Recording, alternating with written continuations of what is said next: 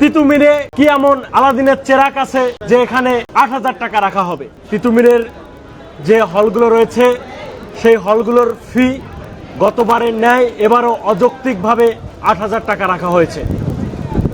আমরা যদি ঢাকা সেন্ট্রাল ইউনিভার্সিটির অন্যান্য ক্যাম্পাসগুলোর হলগুলোর দিকে তাকাই তাহলে দেখতে পাবো সেখানে হল ফি ৪,০০০, ৫,০০০ এবং সর্বোচ্চ ৬,০০০ টাকা রয়েছে। কিন্তু তিতুমিরে কি এমন আলাদিনের চেরাগ আছে যে এখানে ৮,০০০ টাকা রাখা হবে? শিক্ষার্থীরা দাবি জানিয়েছে, দফায় দফায় প্রশাসনকে দাবি জানিয়েছে। সোশ্যাল মিডিয়া থেকে শুরু করে স্মারকলিপি থেকে শুরু করে এমন কোনো কাজ নেই যা নিয়মতান্ত্রিক উপায়ে প্রশাসনকে জানানো হয় নাই। কিন্তু প্রশাসনের নীরব ভূমিকা শিক্ষার্থীদের মনে একটা নীরব কষ্টের জায়গা তৈরি করেছে। আজকে আমরা প্রশাসনিক ভবনের নিচে শিক্ষার্থীদের দাবি নিয়ে আমরা এখানে অবস্থান কর্মসূচি করছি। আমরা স্পষ্ট করে বলছি যে এই যে অযৌক্তিক ৮,০০০ টাকা ফি, এটা কমিয়ে এনে ৬,০০০ টাকা যেন করা হয়। কিন্তু প্রশাসনের যেন কোনো কর্ণপাতই আমরা লক্ষ্য করছি না। কেন প্রশাসন এরকমটা করছে শিক্ষার্থীদের সাথে?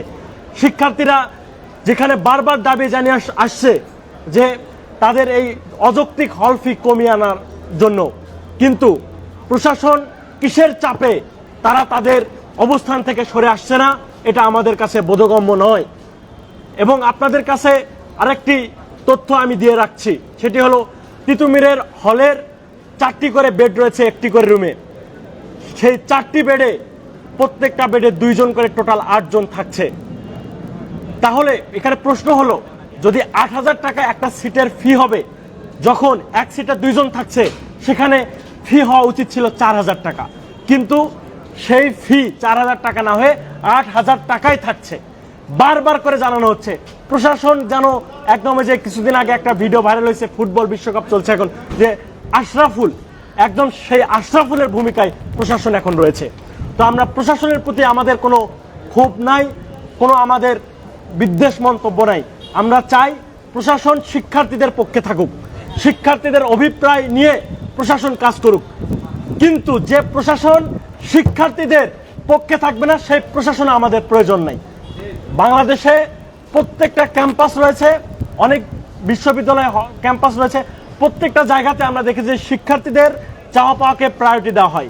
কিন্তু এখানে তিতুমিরে কার চাওয়া পাওয়াকে প্রায়োরিটি দেওয়া হয়, এটা আমাদের একটু জানা খুবই প্রয়োজন।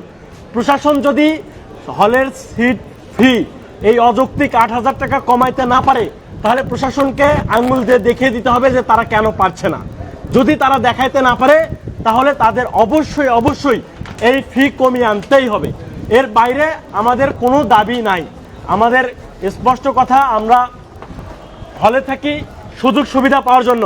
এখানকার প্রত্যেকটা স্টুডেন্ট মফস্বল এলাকা থেকে উঠে আসা, প্রত্যেকের পারিবারিক ব্যাকগ্রাউন্ড খুঁজলে আপনি দেখতে পাবেন এদের পারিবারিকভাবে অনেক সমস্যা আছে, বিধায় এরা হলে সিটটা চায় যেন একটু সুযোগ সুবিধা নিয়ে থাকতে পারে, একটু কম টাকায় থাকতে পারে। ঢাকা শহরে একটা স্টুডেন্ট বাইরে থাকতে গেলে 10,০০০, 12,০০০, 15,০০০ টাকা খরচ আছে।